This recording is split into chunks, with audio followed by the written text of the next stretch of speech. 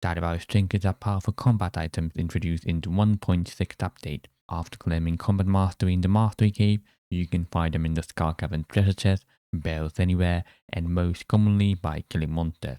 These monster drops are affected by both luck and daily luck, so make sure you wear your lucky ring while hunting for these precious items. But even if you find trinkets you already have or don't want all of them, the wizard likes every single one of them. Stardew Valley's first trinket is the Ice Rod, and it is one of the best ones.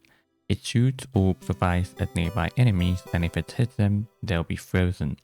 And there they'll stand and there they'll stay until you slaughter them. The Ice Rod comes with two stats: how long enemies remain frozen, which can be from 2 to 4 seconds, and how often it shoots the icy orbs, which can be from 3 to 5 seconds.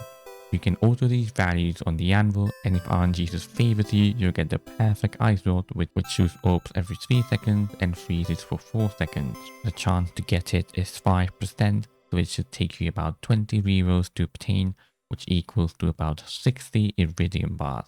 With the best values, the Ice Rod makes all combat really chill. No longer will you have to dodge enemies. They'll essentially just become rocks to be mined for precious loot, which is especially helpful in the dangerous mine. The orb passes through any obstacles in its path, and if multiple enemies form a single line, it will freeze all of them. This trinket is also helpful for exposing crabs. Oh, and it targets traps in addition to regular foes. However, while enemies are too stupid to actively dodge it, the rod might miss them if they happen to walk out of its path. It can also be frustrating to use against enemies such as lava lurkers, who will remain unreachable until defrosted, and again plied, frozen out of your reach. And finally, getting a decent stat on it can be extremely pricey early on. Still, I think it's one of the coolest trinkets in the game.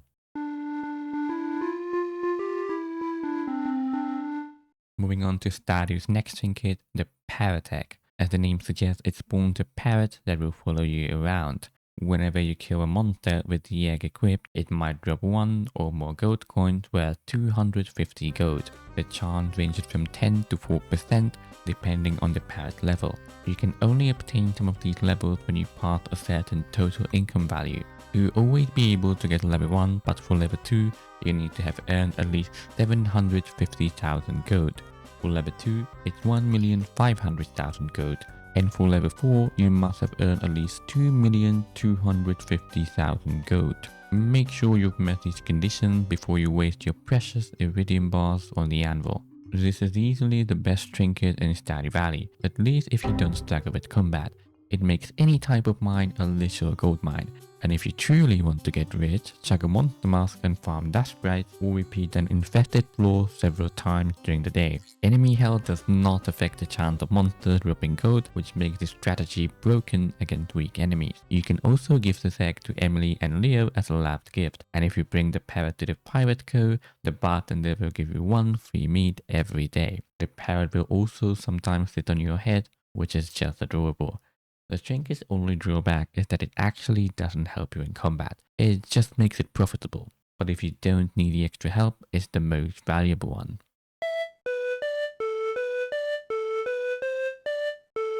Another overpowered trinket in Stardew Valley is the Magic Quiver. It periodically shoots enchanted arrows at nearby enemies, dealing damage and knocking them back. It has 2 stats: how much damage it can deal and how often it summons an arrow. You can reroll these stats on the anvil, and there's a chance you'll get a special variant that reflects which stat you get. The best is the Perfect Quiver. The chance to get it is 4%, and it shoots arrows every 0.9 seconds and deals between 30 to 35 damage. The Rapid variant shoots arrows very quickly, and it can go even faster than a Perfect Quiver, with the frequency of 0.6 seconds being its best possible stat. On the other hand, the Heavy Quiver shoots arrows about every 2 seconds, but can deal more damage than the Perfect Quiver, though only by very little. This trinket is powerful not as much because of the damage, but because the knockback can make you nearly untouchable. It benefits from the damage bonuses provided by your combat skill and applies the Napalm Ring effect if equipped.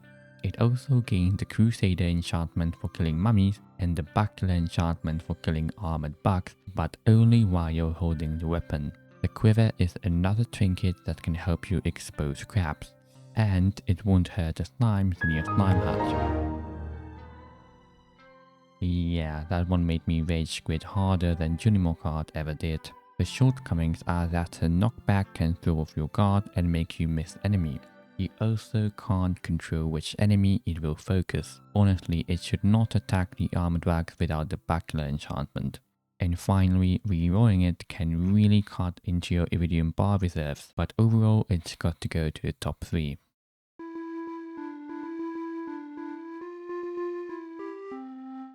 Stardew Valley's next trinket is the Frog Egg. While equipped, a tiny frog will follow you wherever you go. If there are enemies nearby, it will eat them alive and digest them after 12 seconds. This value is fixed, but you can still reroll it on the anvil to change the color of your froggy. The most common one is the green frog, while the rarest ones are the void frog and the prismatic frog, which changes colors. I won't lie, this is probably the cutest trinket companion in Stardew Valley. But unfortunately it has several problems. It will digest the monster along with all its precious loot, and the kill won't even count for quests, and the monster eradication go counter. Also, if it happens to eat the last monster on an infested floor, you remain trapped there unless you leave the mine. I suppose it can be helpful for eating enemies that are difficult to kill, such as mummies, armored bugs and anything with a lot of HP, but its cooldown is just too high and you can't control which monster it will try to eat. I wanted to see if it would eat Louis's stinky underwear, but it just refused. It's also smart enough to ignore the slimes in your slime hut, so don't worry about bringing it there. Personally, I like to keep all my frogs in a fish tank or gifting them to Vincent and Sebastian, who both love them. Another companion trinket in Stardew Valley is the Fairy Box. While equipped, it summons a fairy. The description is vague and only says that it heals during combat situations, but essentially the fairy heals you each time you do damage to a monster, but actual damage not 0, and whenever you take damage. The heal grows stronger the lower your HP is and is enhanced by the fairy's level. This can range from level 1, which heals every 4.7 seconds at 80% heal power, up to level 5, which heals every 3.5 seconds for 120 heal power. You can reroll the level on the anvil. But weirdly, you can't ever change the look of your fairy. It is predetermined when you create a new farm. Honestly, I find this trinket pretty redundant, and you can just recover HP by eating pretty much any kind of food. And you still have to pay attention in combat even with a fairy. If you let your guard down, you can still very much die. And yeah, that's it for the fairy box, it just feels really underwhelming. The next trinket in Stardew Valley is the Basilisk Paw. All it does is make you completely immune to most debuffs in the game. It has no stats, so the anvil won't accept it for rerolls. The Basilisk Paw can be handy for negating certain status effects, such as nauseated by putrid ghost, burned by magma sparker, and frozen by skeleton mages. However, it is all already possible by reaching 11 immunity or by munching on squidding ravioli, cooked from a squidding, wheat flour and tomato. It also doesn't cure nor prevent alcoholism. Still, it's one of the few trinkets that activate the moment you equip them, so you can use it for support and swap onto immunity the moment you need it if you're willing to sacrifice an inventory slot for it. Let me know what you think of the paw in the comments below. I really wish it did something better, like enemies for example. The next in line of Stardew Valley's trinkets is the Golden Spur, which grants you +1 movement speed each time you score a critical hit. This buff can last from 5 to 10 seconds and you can reroll it by slapping it on the anvil. Mathematically, it should take you about 6 rolls to get the highest value, though it still depends on RNGs.